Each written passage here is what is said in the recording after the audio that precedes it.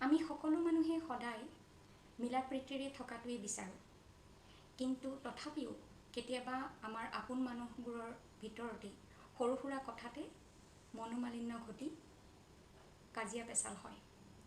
আৰু কেতিয়াবা দেখিব এই কাজিয়া পেচাল বাঢ়ি গৈহে থাকে। এনে ক্ষেত্ৰত কি কৰিব?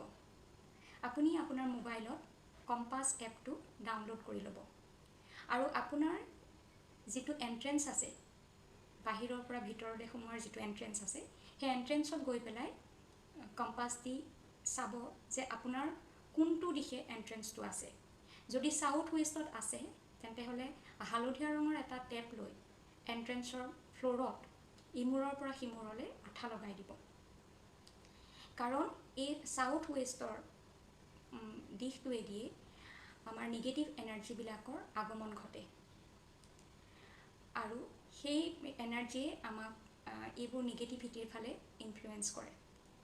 গতিকে সেইটো ৰোধ কৰিবলৈ হ'লে আমি এই কামটো কৰিব লাগিব। কৰি চাবচোন।